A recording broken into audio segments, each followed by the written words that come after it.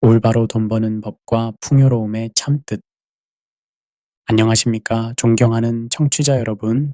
오늘 저는 현대사회에서 가장 중요하면서도 오해받고 있는 주제인 올바른 돈 버는 법과 풍요로움의 참된 의미에 대해 깊이 있게 탐구해 보고자 합니다. 이 주제는 단순한 재테크나 투자 전략을 넘어 우리의 정체성, 가치관, 그리고 궁극적으로는 삶의 의미와 직결되는 철학적 문제이기도 합니다. 현대사회에서 돈은 단순한 교환 수단을 넘어 우리의 가치와 성공을 측정하는 척도로 변질되었습니다. 그러나 이러한 관점은 과연 건강한 것일까요? 돈을 향한 우리의 태도가 어떻게 우리의 인격과 삶의 방향성을 형성하는지, 그리고 어떻게 하면 돈을 올바르게 대하고 진정한 풍요로움을 경험할 수 있는지에 대해 오늘 함께 고민해 보겠습니다. 이 오디오북에서는 높은 수준의 깊이 있는 분석과 함께 우리의 일상생활에 적용할 수 있는 실질적인 통찰을 제공하고자 합니다. 때로는 현대사회의 모순을 날카롭게 지적하는 시니컬한 관점도 함께 제시할 것입니다. 그러나 이 모든 논의의 궁극적 목표는 여러분이 돈과 더 건강한 관계를 맺고 더 의미 있고 풍요로운 삶을 살 수 있도록 돕는 것입니다. 제1장 돈의 본질과 현대인의 관계. 우리는 돈이라는 개념에 대해 정확히 얼마나 이해하고 있을까요? 경제학적 정의로 돈은 교환의 매개체, 가치의 저장 수단, 회계의 단위라고 합니다. 그러나 이러한 건조한 정의는 돈이 우리 삶에 미치는 심오한 영향력을 설명하기에는 턱없이 부족합니다. 현대사회에서 돈은 단순한 도구를 넘어 거의 신격화된 존재가 되었습니다. 프로이트가 말했듯이 돈은 문명사회의 심리적 에너지입니다. 우리는 돈을 통해 안정감을 얻고 사회적 지위를 확인하며 심지어 자아실현의 수단으로까지 활용합니다. 그러나 이런 인식은 어디서부터 잘못된 것일까요? 역설적이게도 돈은 우리가 그것에 부여하는 의미만큼만 가치를 가집니다. 철학자 거르그 짐멜은 돈은 순수한 도구성의 극단적 예시라고 말했습니다. 돈 자체는 아무런 내재적 가치가 없으며 오직 그것이 무엇을 할 수 있게 해주느냐에 따라서만 의미를 갖습니다. 여기서 우리는 첫 번째 역설에 직면합니다. 도구인 돈이 주인이 되는 순간 인간은 오히려 돈의 도구가 되어버립니다. 아이러니하게도 많은 현대인들이 스스로를 경제적 동물로 정의하며 이 도구적 관계를 자발적으로 역전시키고 있습니다. 제가 만난 한 기업 임원은 이렇게 고백했습니다. 20년 동안 내 아이들의 얼굴보다 엑셀 시트를 더 오래 봤어요. 이제 와서 생각해보니 제가 부를 쌓은 것이 아니라 부재를 쌓아온 거죠. 이처럼 돈을 벌기 위해 정작 소중한 것들을 잃어버리는 현상은 너무나 흔합니다. 이 장에서 우리는 돈의 본질을 제고하고 그것이 현대인의 삶에 미치는 영향을 비판적으로 검토해 보았습니다. 그러나 이제 우리는 더 근본적인 질문을 던져야 합니다. 풍요로움이란 정확히 무엇인가? 제2장 풍요로움의 재정의. 현대사회에서 풍요로움은 대체로 물질적 풍요, 즉 재화의 축적과 동의어로 간주됩니다. 그러나 이러한 정의는 인간 경험의 복잡성과 다차원성을 충분히 반영하지 못합니다. 풍요로움을 진정으로 이해하기 위해서는 그 개념을 재정의할 필요가 있습니다. 역사적으로 볼 때 풍요로움의 개념은 문화와 시대에 따라 크게 달랐습니다. 고대 그리스 철학자들은 에우다이모니아라는 개념을 통해 풍요로움을 물질적 풍족함이 아닌 덕의 실천과 관련된 상태로 이해했습니다.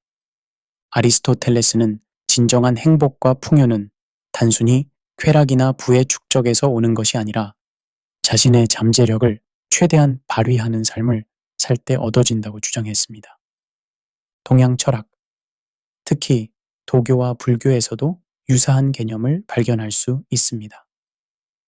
도교의 무위자연이나 불교의 중도는 모두 물질적 과잉이나 극단적 욕망 추구가 아닌 균형 잡힌 삶과 깊은 내적 평화를 강조합니다. 현대 심리학 연구에서도 이러한 통찰력이 뒷받침되고 있습니다. 긍정심리학의 선구자인 마틴 셀리그만과 미하이 칙센트미하이의 연구에 따르면 진정한 행복과 만족은 의미 있는 활동에 몰입하고 강점을 활용하며 더 큰 목적에 기여할 때 경험된다고 합니다. 이 모든 관점은 진정한 풍요로움이 소유가 아닌 사용의 질에 있다는 통찰로 수렴됩니다. 이것은 우리가 가진 자원, 즉 물질적 재화, 시간, 관계, 재능, 지식 등을 어떻게 사용하느냐가 얼마나 많이 소유하느냐보다 더 중요하다는 의미입니다. 흥미롭게도 현대사회는 이와 정반대 방향으로 움직이고 있습니다. 소비주의 문화는 끊임없이 더 많이 소유하고 더 많이 소비하라고 부추기며 이것이 곧 성공과 행복의 지표라고 암시합니다. 아이러니하게도 역사상 가장 물질적으로 풍요로운 시대를 살고 있음에도 불구하고 우울증, 불안, 소외감은 끝없이 증가하고 있습니다. 바로 여기에 현대사회의 역설이 있습니다.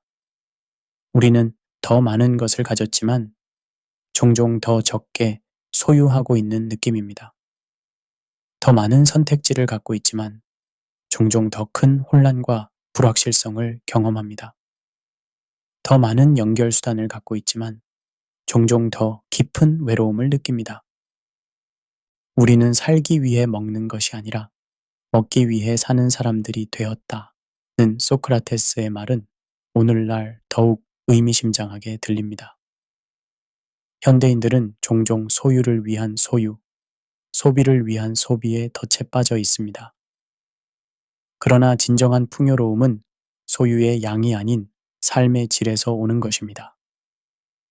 제3장 돈에 대한 왜곡된 관점들. 돈에 대한 우리의 태도는 크게 세 가지 왜곡된 형태로 나타납니다. 첫째, 돈을 사랑하는 태도입니다. 이는 욕심으로 표출됩니다. 돈에 대한 집착은 결코 만족을 가져다 주지 않습니다. 마치 소금물을 마실수록 더 갈증이 나는 것처럼 돈에 대한 욕심은 충족되지 않는 갈망만을 남깁니다. 흥미로운 심리학 연구에 따르면 연봉이 일정 수준 이상으로 올라가면 행복감은 거의 증가하지 않는다고 합니다. 그럼에도 불구하고 우리는 왜 더 많은 돈을 갈망할까요? 이는 상대적 박탈감, 사회적 비교, 그리고 헤도닉 트레드밀 혹은 쾌락의 쳇바퀴라는 심리적 함정 때문입니다. 둘째, 돈을 두려워하는 태도입니다. 이는 걱정으로 표출됩니다. 내일 먹을 것이 있을까? 노후에는 어떻게 살아갈까? 와 같은 불안감은 현대인의 만성적인 스트레스 원인이 되고 있습니다. 이는 무책임한 낙관주의를 권장하는 것이 아니라 돈에 대한 지나친 걱정이 우리의 영혼을 갉아먹는 것을 경계하라는 것입니다. 실제로 재정 불안은 현대인의 주요 정신건강 문제 중 하나이며 많은 심리치료사들이 돈에 대한 강박관념으로 고통받는 내담자들을 만나고 있습니다. 셋째, 돈을 신뢰하는 태도입니다. 이는 우상화로 이어집니다. 현대사회에서 돈은 거의 종교적 지위를 차지하게 되었습니다. 우리는 돈이 안전, 자유, 행복, 심지어 구원까지 가져다 줄 것이라고 맹신합니다. 그러나 성경은 마태복음 6장 24절에서 분명히 말합니다. 한 사람이 두 주인을 섬기지 못할 것이니 혹 이를 미워하고 저를 사랑하거나 혹 이를 중히 여기고 저를 경히 여김이라. 너희가 하나님과 재물을 겸하여 섬기지 못하느니라.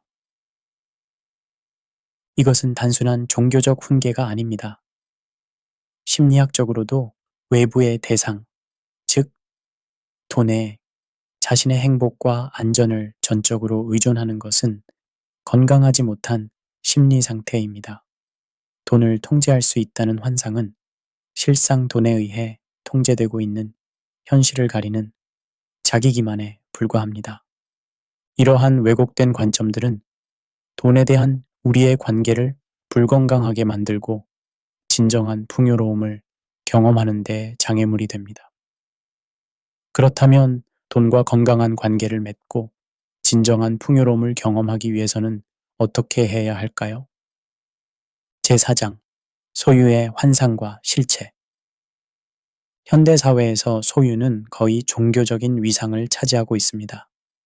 우리는 더 큰 집, 더 좋은 차, 더 최신 기술 제품, 더 많은 옷을 소유함으로써 더 나은 삶을 살 수 있다고 믿도록 조건화되어 있습니다. 소비주의는 소유가 곧 행복과 성취의 핵심이라고 끊임없이 속삭입니다. 그러나 이러한 소유의 환상은 종종 우리를 실망시킵니다. 심리학자들은 이를 쾌락 적응 또는 행복의 쳇바퀴라고 부릅니다.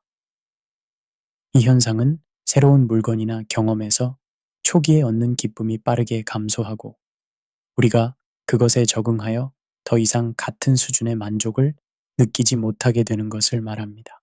예를 들어 새 스마트폰을 구매했을 때의 흥분은 보통 몇 주 내에 사라지고 그것은 그저 우리 일상생활의 또 다른 도구가 됩니다. 이내 우리는 더 새롭고 더 빠르고 더 세련된 버전을 갈망하기 시작합니다. 이것이 바로 소비주의의 순환적 본질이며 기업들은 이러한 심리적 패턴을 이용해 지속적인 구매를 유도합니다. 시니컬한 관점에서 보자면 이는 마치 끝없는 햄스터 휠 위에서 달리는 것과 같습니다. 우리는 더 행복해지기 위해 더 많은 것을 소유하려 애쓰지만 결국 같은 자리에 머물러 있게 됩니다. 더 아이러니한 것은 이 과정에서 우리는 오히려 더 지치고 더 불안해지며 더 채우기 어려운 공허함을 경험하게 된다는 점입니다. 더욱 문제가 되는 것은 소유에 대한 이러한 집착이 종종 우리를 행복으로부터 더 멀어지게 한다는 점입니다. 소유물이 많아질수록 그것들을 관리하고 유지하는데 더 많은 시간과 에너지가 필요합니다. 이는 소유의 부담이라고 할 수 있습니다. 미국의 유명한 소설가 헨리 데이비드 소로우는 사람이 소유한 물건의 가격은 그것을 얻기 위해 그가 주어야 하는 것이다. 그리고 그것은 그가 포기해야 하는 삶의 양이다 라고 통찰했습니다. 현실적으로 더 많은 소유물을 갖기 위해 우리는 더 길게, 더 열심히 일하고 더 많은 스트레스를 감수하며 종종 우리의 진정한 열정과 관계를 희생합니다. 소유의 실체를 냉정하게 바라보면 그것은 종종 약속한 만큼의 행복을 가져다 주지 않습니다. 사회학 연구에 따르면 기본적인 필요가 충족되면 추가적인 물질적 재화는 행복과 삶의 만족도에 미미한 영향만 미칩니다. 이른바 이스털린의 역설로 알려진 이 현상은 국가의 부가 증가해도 시민들의 평균 행복도는 크게 변하지 않는다는 것을 보여줍니다. 그렇다면 소유의 진정한 가치는 무엇일까요? 소유 자체가 문제가 아니라 소유에 대한 우리의 관계와 기대가 문제입니다. 물질적 재화가 우리의 정체성, 가치, 행복의 주요 원천이 될 때 그것은 우리를 행복이 아닌 불만족으로 이끌 가능성이 높습니다. 오히려 소유물을 도구나 수단으로 볼 때, 즉, 그것들이 우리의 목적을 달성하고 관계를 강화하고 개인적 성장을 촉진하는데 어떻게 도움이 되는지에 초점을 맞출 때, 그것들은 진정한 가치를 갖게 됩니다. 제5장 올바로 돈 버는 법의 원칙. 그렇다면 올바르게 돈을 버는 방법은 무엇일까요? 이는 세 가지 핵심 원칙으로 요약될 수 있습니다. 첫째, 정직한 수고입니다. 수고 없는 돈, 남을 속이거나 해치면서 버는 돈은 결코 축복이 될 수 없습니다. 정직한 수고는 단순히 도덕적 명령이 아니라 자기 존중감과 사회적 신뢰를 구축하는 근본입니다. 현대 자본주의 사회에서 쉽게 돈 버는 법이 끊임없이 선전되고 있는 현실은 다소 시니컬하게 볼 필요가 있습니다. 노력 없이 부자 되는 법을 가르친다는 재테크 전문가들의 강의는 대부분 그들 자신만 부자로 만들어주는 아이러니한 현상을 목격하게 됩니다. 진정한 부는 시간과 노력을 들여 구축한 전문성과 신뢰에서 비롯됩니다. 둘째, 지혜로운 분별입니다. 돈을 버는 과정에서 우리는 무엇이 진실인지, 어떤 기회가 실질적인지, 어떤 위험이 감수할 만한지를 현명하게 판단해야 합니다. 투자의 세계에서 특히 중요한 것은 확증 편향을 극복하는 것입니다. 우리는 보통 우리가 이미 믿고 싶은 것을 확인해주는 정보만을 선택적으로 수용합니다. 예를 들어 어떤 투자가 위험하다는 10개의 신호가 있고 수익성이 있다는 1개의 신호가 있다면 우리는 그 하나의 긍정적 신호에만 집중하는 경향이 있습니다. 지혜로운 분별력은 이런 인지적 함정을 인식하고 객관적으로 상황을 평가하는 능력입니다. 셋째, 가치 있는 문제 해결입니다. 갈라디아서 6장 9절과 10절은 우리가 선을 행하되 낙심하지 말지니 포기하지 아니하면 때가 이름에 거두리라. 그러므로 우리는 기회 있는 대로 모든 이에게 착한 일을 하되 더욱 믿음의 가정들에게 할지니라 고 가르칩니다. 진정으로 지속 가능한 수익은 다른 사람들의 문제를 해결해 주는 데서 나옵니다. 실리콘밸리의 한 벤처 캐피탈리스트는 이렇게 말했습니다. 내가 투자하는 기준은 단 하나입니다. 이 사업이 세상의 중요한 문제를 해결하는가? 문제가 클수록 해결책이 효과적일수록 수익은 자연스럽게 따라옵니다. 예를 들어 전기차를 선도하는 기업들은 단순히 멋진 자동차를 만드는 것이 아니라 기후변화라는 인류의 긴급한 과제에 대응하고 있습니다. 의료기술 기업들은 질병과 고통이라는 인간의 보편적 문제를 해결합니다. 이처럼 가치 있는, 의미 있는 문제를 해결할 때 경제적 보상은 자연스럽게 따라옵니다. 이러한 원칙들은 돈을 버는 것뿐만 아니라 그것을 어떻게 사용하느냐와도 밀접하게 연결되어 있습니다. 진정한 풍요로움은 소유 자체가 아니라 우리가 가진 자원을 어떻게 의미 있게 활용하느냐에 달려 있기 때문입니다. 제6장 사용의 질, 삶을 변화시키는 관점. 이제 우리는 풍요로움의 열쇠가 사용의 질에 있다는 것을 이해했습니다. 그러나 사용의 질이 정확히 무엇을 의미하는지, 그리고 어떻게 그것을 우리 삶에 적용할 수 있는지 더 깊이 탐구할 필요가 있습니다. 사용의 질은 우리가 소유한 자원, 즉 물질적 재화, 시간, 에너지, 재능, 관계 등을 의미하고 목적에 부합하며 개인적으로 만족스러운 방식으로 활용하는 것을 의미합니다. 그것은 단순히 자원을 소비하는 것이 아니라 의도적이고 사려 깊게 그것들을 경험하고 활용하는 것입니다. 사용의 질은 여러 차원에서 이해될 수 있습니다. 첫째, 의식적 사용. 자동적이거나 충동적인 사용이 아닌 의식적이고 의도적인 선택을 통한 사용입니다. 예를 들어 스마트폰을 습관적으로 스크롤하며 시간을 낭비하는 대신 의식적으로 유용한 정보를 찾거나 의미 있는 소통을 위해 사용하는 것입니다. 둘째, 조화로운 사용. 우리의 가치, 우선순위, 장기적 목표와 일치하는 방식으로 자원을 사용하는 것입니다. 이는 우리가 소유한 것들이 우리의 진정한 자아와 조화를 이루도록 하는 것을 의미합니다. 셋째, 창조적 사용. 자원을 단순히 소비하는 것이 아니라 그것을 통해 무언가를 창조하거나 기여하는 것입니다. 예를 들어 비싼 카메라를 소유하는 것은 그 자체로는 큰 의미가 없을 수 있지만 그것을 사용하여 아름다운 순간을 포착하고 예술을 창조하고 중요한 사회적 이슈를 기록한다면 그것은 깊은 의미를 갖게 됩니다. 그리고 넷째, 공유된 사용. 자원을 개인적 만족을 넘어 타인과 공유하고 관계를 강화하며 공동체에 기여하는 데 사용하는 것입니다. 이러한 관점에서 볼 때 가장 값비싼 물건도 의미 없이 사용된다면 그저 낭비일 뿐이며 가장 단순한 물건도 창조적이고 의미 있게 사용된다면 큰 가치를 가질 수 있습니다. 이것이 물건을 진정으로 풍요롭게 만드는 요소입니다.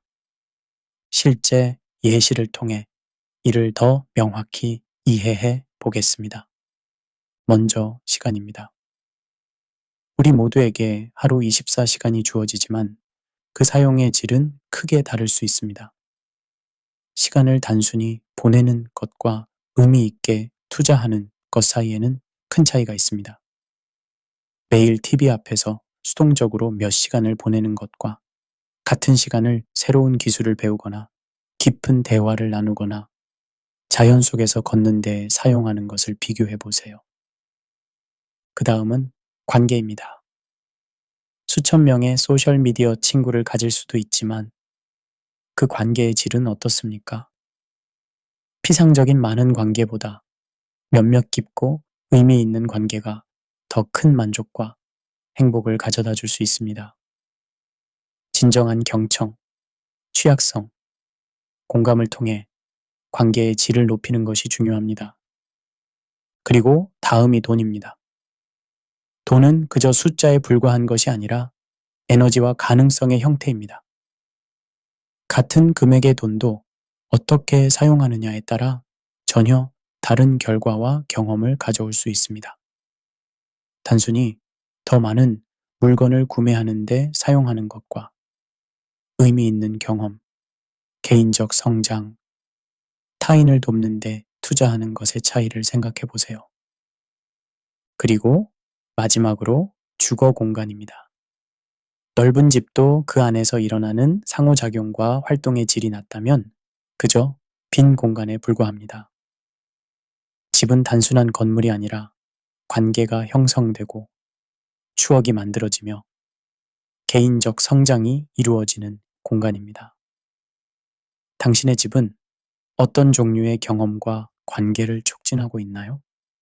이러한 사용의 질에 초점을 맞추는 관점은 우리의 삶을 근본적으로 변화시킬 수 있습니다.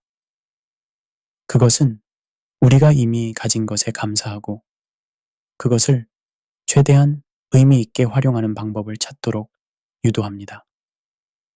이는 끊임없는 더 많이 가지려는 충동에서 벗어나 더 잘 사용하는 지혜를 추구하게 합니다. 이렇게 생각해 보세요.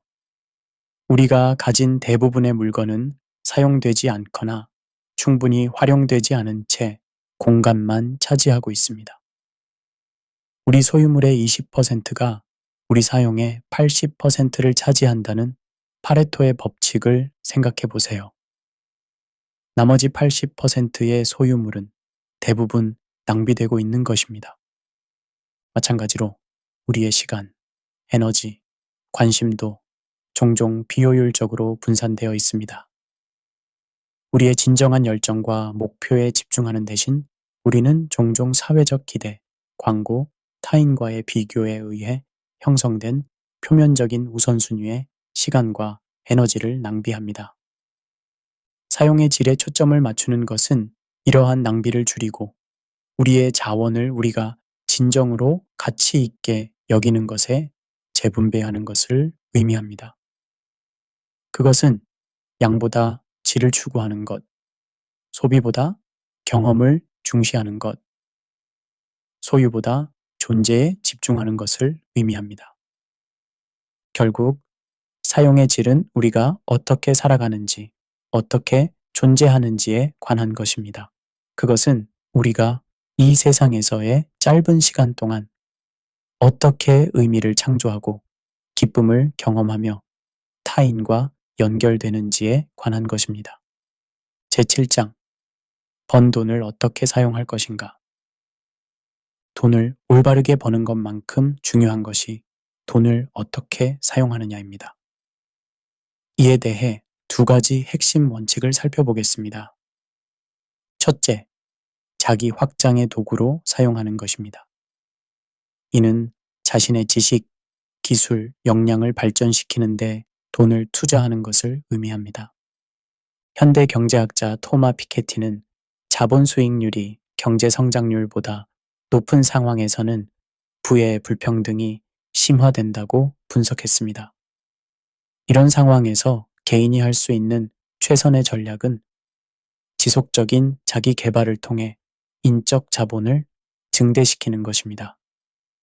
지식과 기술은 인플레이션에도 강하고 도난당하지도 않으며 공유할수록 오히려 증가하는 특별한 형태의 자산입니다. 시니컬한 관점에서 보자면 현대 사회는 마치 지식보다 인증서와 학위에 더 가치를 두는 것처럼 보입니다. 그러나 현명한 사람은 디플로마 콜렉터가 아닌 진정한 역량 빌더가 되는 것의 중요성을 알고 있습니다. 단순히 자격증을 모으는 것이 아니라 실제로 세상의 문제를 해결할 수 있는 지식과 기술을 획득하는 데 집중해야 합니다. 두 번째는 다른 사람을 세우는 도구로 사용하는 것입니다. 심리학 연구에 따르면 돈을 자신을 위해 쓰는 것보다 다른 사람을 위해 쓸 때 더 큰 행복감을 경험한다고 합니다. 이를 친사회적 소비의 행복 효과라고 합니다. 하버드 비즈니스 스쿨의 마이클 로턴 교수 연구팀은 사람들에게 일정 금액을 주고 자신을 위해 쓰거나 다른 사람을 위해 쓰도록 한 후 행복감을 측정했습니다. 결과는 명확했습니다. 다른 사람을 위해 돈을 쓴 집단이 훨씬 더 큰 행복감을 보고했습니다. 그러나 여기서 흥미로운 점은 많은 사람들이 이러한 사실을 인지하지 못하고 있다는 것입니다. 우리는 자기 자신에게 돈을 쓸 때 더 행복할 것이라고 예측하지만 실제 경험은 그 반대를 보여줍니다. 이러한 행복 예측의 오류는 우리가 돈을 통해 진정한 만족을 찾지 못하는 이유 중 하나입니다. 이런 측면에서 우리는 넷플릭스 구독료를 지불하는 것만큼이나 쉽게 빈곤 퇴치나 환경 보호를 위한 기부에 자동 이체를 설정할 수도 있습니다. 그런데 대부분의 사람들은 전자를 선택하고 후자는 여유가 생기면 하려고 미룹니다. 이는 우리가 자신의 행복에 대해 얼마나 잘못된 예측을 하는지 보여주는 예입니다. 돈을 사용하는 이 두 가지 원칙은 모두 더 큰 목적을 위한 도구로서 돈을 바라보는 관점을 공유합니다. 이는 돈 자체를 목적으로 삼는 현대사회의 지배적 관점과는 대조적입니다. 결국 돈의 진정한 가치는 그것이 무엇을 가능하게 하느냐에 있으며 그 무엇은 우리 자신과 타인의 삶을 풍요롭게 만드는 것이어야 합니다. 제8장 돈과 영성의 관계. 돈과 영성은 흔히 대립적인 개념으로 여겨지지만 사실 이 둘은 깊은 연관성을 가지고 있습니다. 예수님은 마태복음 6장 21절에서 내 보물이 있는 그곳에 내 마음도 있느니라고 말씀하셨습니다. 즉, 우리가 돈을 어떻게 벌고 사용하는지는 우리의 영적 상태를 정확히 반영합니다. 칼 마르크스는 종교는 민중의 아편이라고 비판했지만 실상 현대 사회에서 가장 강력한 아편은 오히려 물질주의와 소비주의가 아닐까요? 우리는 끊임없이 더 많은 것을 소유함으로써 내면의 공허함을 채우려 합니다. 이는 마치 갈증을 소금물로 해소하려는 것과 같은 자기모순적 행위입니다. 시니컬한 시각에서 보자면 현대 사회는 일종의 거대한 디즈니랜드와 같습니다. 우리는 다음 놀이기구, 다음 쇼핑, 다음 경험을 통해 지속적인 도파민 분비를 추구합니다. 그러나 이러한 쾌락의 수레바퀴는 결코 우리의 깊은 영적 갈망을 만족시키지 못합니다. 영적 충만함은 소유가 아닌 존재에서, 축적이 아닌 나눔에서, 소비가 아닌 창조에서 찾아야 합니다. 흥미롭게도 성경은 단순히 돈을 악마화하지 않습니다. 오히려 돈을 어떻게 인식하고 사용하느냐에 초점을 맞춥니다.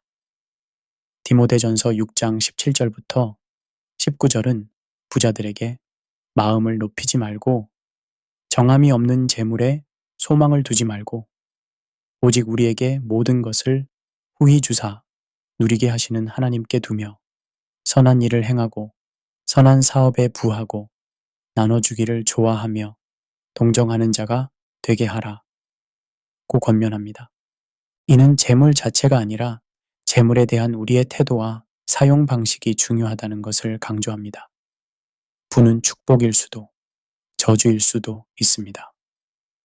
그것은 전적으로 우리가 부를 어떻게 인식하고 활용하느냐에 달려 있습니다. 현대 소비주의 사회의 아이러니 중 하나는 우리가 물질적으로는 역사상 가장 풍요로운 시대를 살고 있지만 정신적 공허함과 불안은 오히려 증가하고 있다는 점입니다. 우리는 더 많은 것을 소유하게 되었지만 그것들에 의해 더 많이 소유당하고 있는지도 모릅니다. 이러한 상황에서 진정한 영적 자유는 돈에 대한 건전한 관계를 발전시키는 데서 시작됩니다. 그것은 돈을 주인이 아닌 종으로, 목적이 아닌 도구로, 정체성의 원천이 아닌 사명의 자원으로 바라보는 것을 의미합니다. 예수님은 부자 청년과의 대화에서 네가 온전하고자 할진대 가서 네 소유를 팔아 가난한 자들에게 주라 그리하면 하늘에서 보화가 내게 있으리라. 그리고 와서 나를 따르라고 마태복음 19장 21절에서 말씀하셨습니다. 이는 모든 이들에게 모든 소유를 포기하라는 보편적 명령이라기보다 우리의 정체성과 안전감의 원천이 되는 것들을 내려놓고 더 높은 소명을 따를 것을 초대하는 말씀으로 이해할 수 있습니다. 궁극적으로 돈과 영성의 건강한 통합은 돈을 소유하되 돈에 소유되지 않는 상태, 돈을 사용하되 돈에 사용되지 않는 상태, 돈을 가치 있게 여기되 돈을 숭배하지 않는 상태를 의미합니다. 이러한 균형은 끊임없는 자기 성찰과 의식적인 선택을 통해서만 유지될 수 있습니다. 제9장 풍요로움의 역설, 저금이 더 많은 이유. 이제 우리는 이 오디오북의 핵심 역설에 도달했습니다. 종종 적게 소유하는 것이 더 많은 풍요로움을 가져다 준다는 것입니다. 이 역설은 단순한 미니멀리즘 트렌드를 넘어 우리 삶의 구조와 경험의 질에 대한 심오한 통찰을 담고 있습니다. 저금이 더 많은 이유는 여러 차원에서 이해될 수 있습니다. 첫 번째, 관심과 에너지의 경제학. 우리의 관심과 에너지는 한정된 자원입니다. 소유물이 많아질수록 그것들을 관리하고 유지하고 걱정하는데 더 많은 정신적, 감정적, 물리적 에너지를 소비하게 됩니다. 소유물의 과도한 축적은 종종 우리를 압도하고 물건들에 묶이는 느낌을 줍니다. 반면 덜 소유한다는 것은 더 적은 방해 요소, 더 적은 유지 관리, 더 적은 결정 피로를 의미합니다. 이는 우리가 진정으로 가치 있게 여기는 것들에 더 많은 관심과 에너지를 쏟을 수 있게 합니다. 두 번째, 선택과 만족의 역설. 심리학자 베리 슈워츠는 선택의 역설이라는 개념을 통해 너무 많은 선택지가 오히려 만족감을 감소시키고 결정 피로를 증가시킨다는 것을 보여주었습니다. 덜 소유하고 덜 소비하는 것은 선택의 과부하를 줄이고 각 선택과 소유물에 더 많은 의미와 가치를 부여합니다. 시니컬한 관점에서 보자면 현대 사회는 선택의 자유라는 이름으로 우리를 압도적인 선택지의 바다에 빠뜨립니다. 수십 가지 종류의 치약, 수백 개의 넷플릭스 콘텐츠, 무한한 소셜 미디어 피드 속에서 우리는 선택의 역설에 갇혀 있습니다. 더 많은 선택지가 더 큰 자유를 의미할 것 같지만 실상은 더 큰 불안과 불만족으로 이어지는 경우가 많습니다. 세 번째, 의미와 가치의 희석. 너무 많은 것을 가지면 각 물건의 상대적 가치와 중요성이 희석됩니다. 예를 들어 옷장이 옷으로 가득 차 있다면 갑옷은 더 적은 착용 기회와 관심을 받게 됩니다. 반면 신중하게 선택된 몇 벌의 옷만 있다면 갑옷은 더 자주 착용되고 더 많은 가치와 의미를 갖게 됩니다. 네 번째, 현존과 감사의 증가. 적은 것을 가질 때 우리는 종종 그것들에 더 감사하고 더 깊이 경험하는 경향이 있습니다. 현대의 과잉 소비 문화에서는 한 경험이나 물건에서 다음으로 빠르게 이동하는 패턴이 생깁니다. 이는 각 순간과 소유물을 충분히 감상하고 감사하는 능력을 감소시킵니다. 마지막으로 다섯 번째, 자유와 유연성의 증가. 적은 물질적 부담은 종종 더 큰 자유와 유연성으로 이어집니다. 과도한 소유물, 부채, 그리고 그것들이 요구하는 생활 방식에 묶이지 않을 때 우리는 더 자유롭게 움직이고 변화에 적응하고 새로운 기회를 추구할 수 있습니다. 이 관점은 현대 사회의 지배적인 더 많이, 더 크게, 더 빨리라는 메시지와 직접적으로 충돌합니다. 그러나 풍요로움의 진정한 본질을 되찾기 위해서는 이러한 도전이 필요합니다. 흥미롭게도 많은 철학적, 영적 전통들이 오래전부터 이러한 통찰을 가르쳐 왔습니다. 불교의 무집착, 스토아 철학의 자족, 기독교의 검소함, 도교의 무위자연 등은 모두 소유에 대한 집착에서 벗어나 더 깊은 만족과 평화를 찾는 길을 제시합니다. 예를 들어 고대 로마의 스토아 철학자 세네카는 진정한 부는 욕망의 빈곤에 있다 라고 가르쳤습니다. 그는 욕망을 줄이는 것이 더 많이 소유하는 것보다 더 확실하게 만족으로 이어진다고 보았습니다. 이러한 고대의 지혜는 성경에서도 분명히 찾아볼 수 있습니다. 예수님은 누가복음 12장 15절에서 삶이 소유의 넉넉함에 있지 아니하니라고 경고하셨습니다. 또한 빌립보서 4장 11절과 12절에서 바울은 내가 궁핍함으로 말하는 것이 아니니라. 어떠한 형편에든지 나는 자족하기를 배웠노니 나는 비천에 처할 줄도 알고 풍부에 처할 줄도 알아. 모든 일, 곧 배부름과 배고픔과 풍부와 궁핍에도 처할 줄 아는 일체의 비결을 배웠노라고 말합니다. 이는 궁극적으로 물질적 소유의 상태가 아닌 그것에 대한 우리의 내적 태도와 관계가 진정한 풍요로움을 결정한다는 것을 가르쳐 줍니다.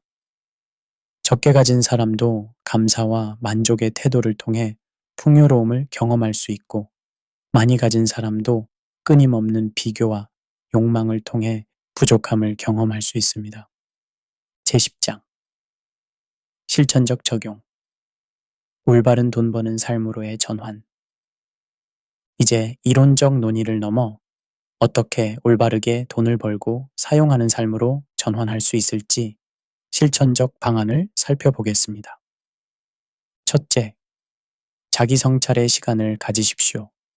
나는 돈을 어떤 마음으로 벌고 있는가? 라는 질문에 솔직하게 답해 보세요. 저는 한 기업가와 상담하면서 이 질문을 던진 적이 있습니다. 그는 처음에는 물론 가치 있는 서비스를 제공하기 위해서죠. 라고 대답했습니다. 그러나 깊은 대화 끝에 그는 사실 부모님에게 내가 성공했다는 것을 증명하기 위해서였어요. 라고 고백했습니다. 이처럼 우리의 돈벌이 동기는 생각보다 복잡하고 때로는 상처나 결핍에서 비롯되기도 합니다. 시니컬한 관점에서 보자면 많은 사람들이 돈을 버는 진짜 이유는 자신에게도 숨겨져 있습니다.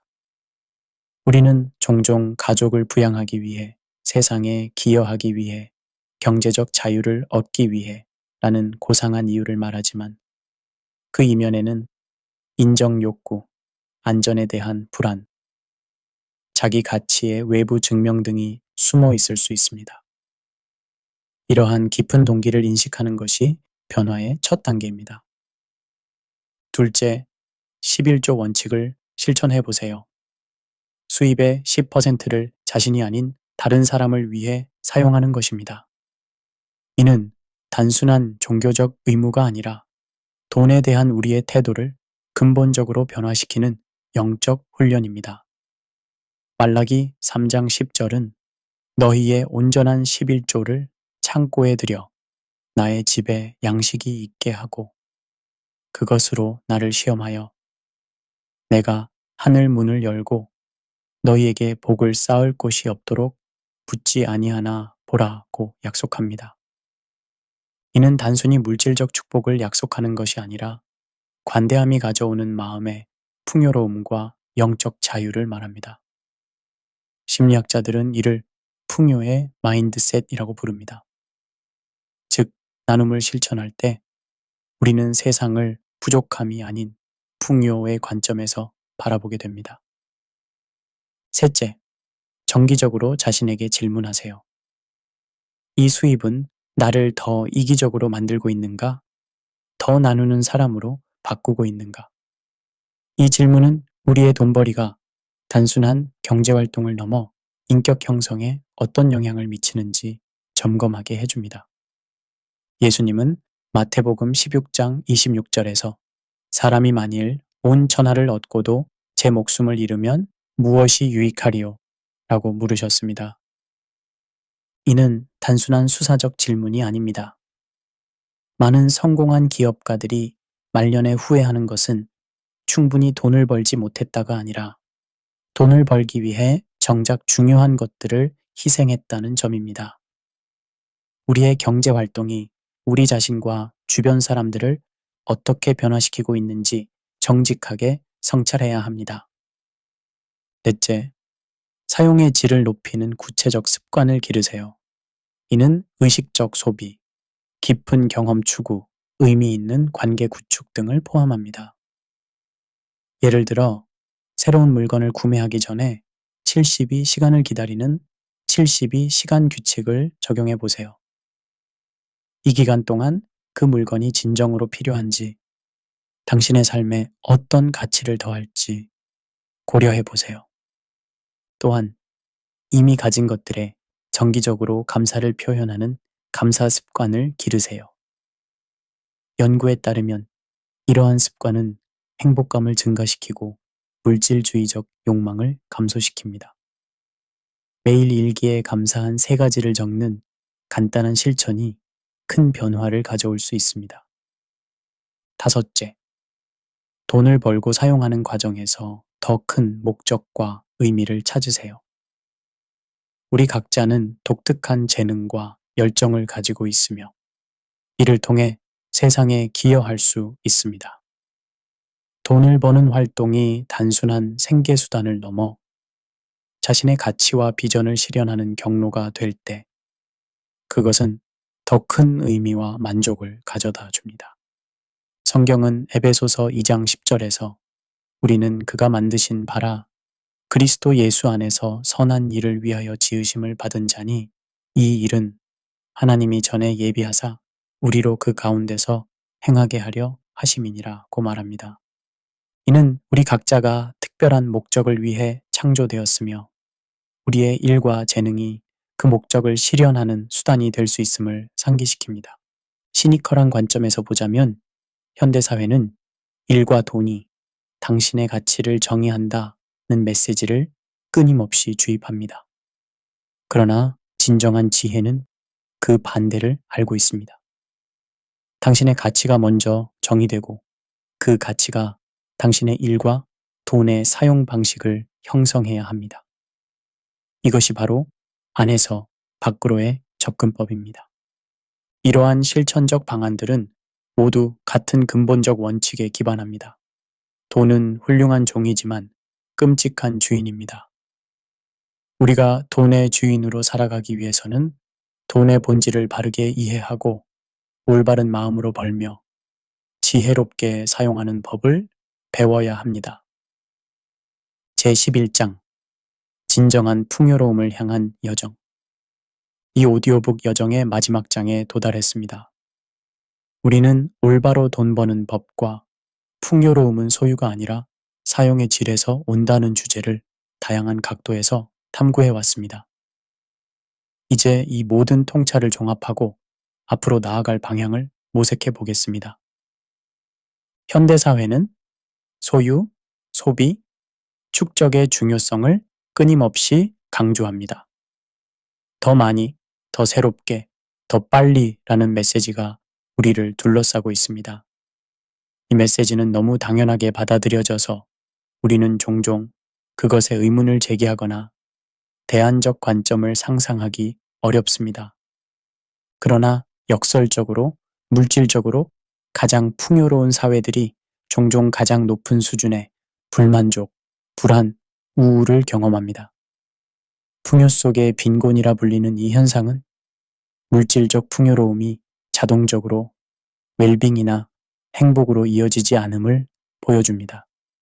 성경은 잠언 15장 16절에서 가산이 적어도 여호와를 경외하는 것이 크게 부하고 번뇌하는 것보다 나으니라고 말합니다.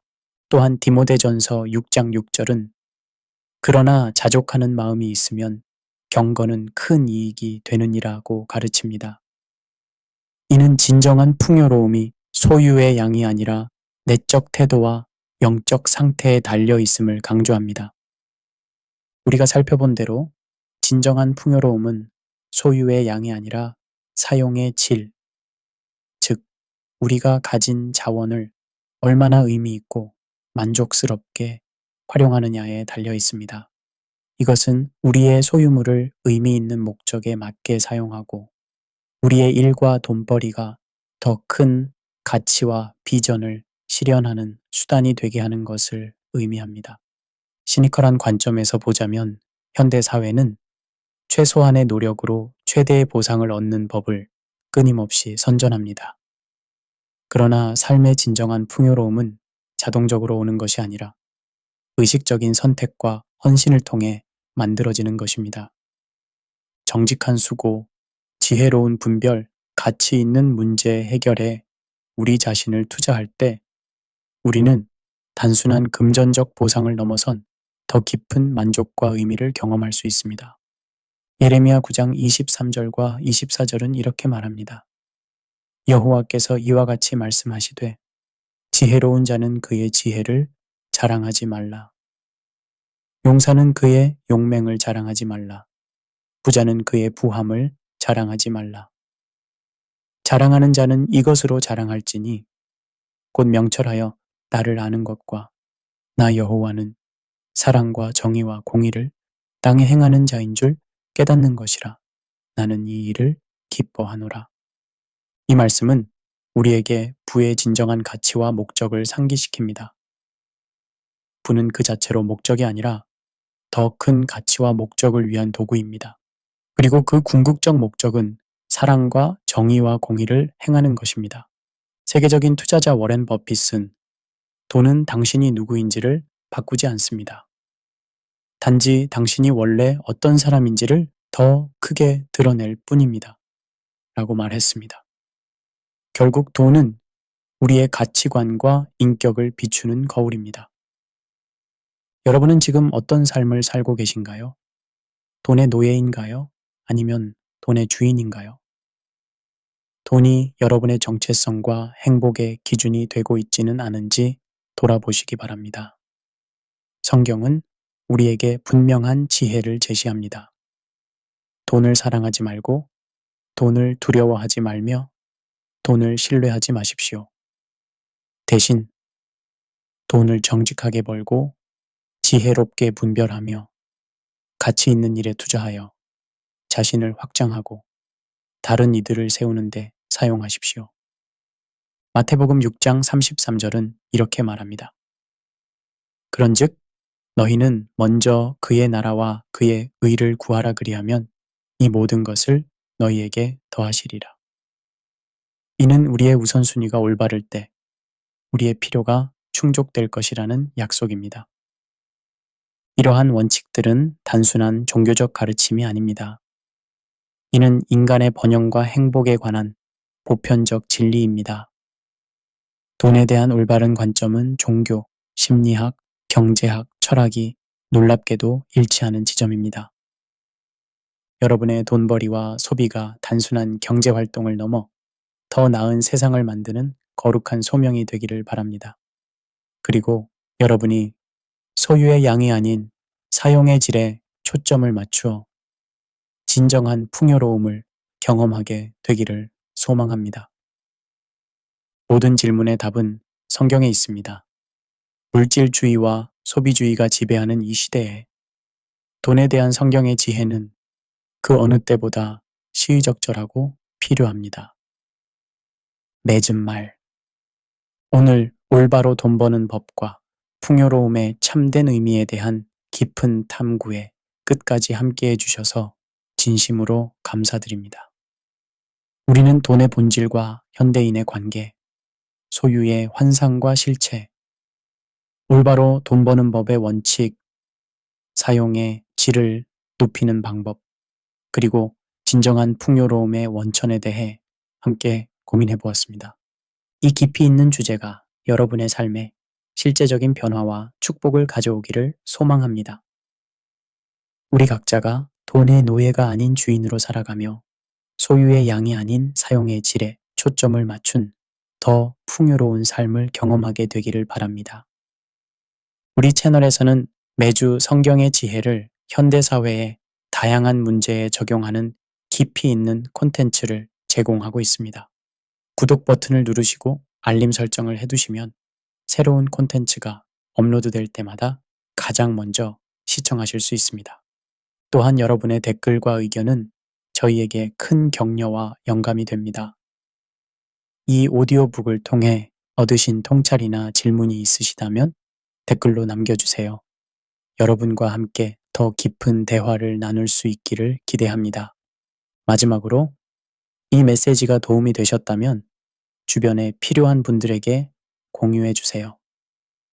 올바른 돈 버는 법과 진정한 풍요로움에 대한 이 성경적 지혜가 더 많은 사람들에게 전해져 우리 사회가 물질주의의 함정에서 벗어나 진정한 번영의 길을 찾는데 기여할 수 있기를 소망합니다.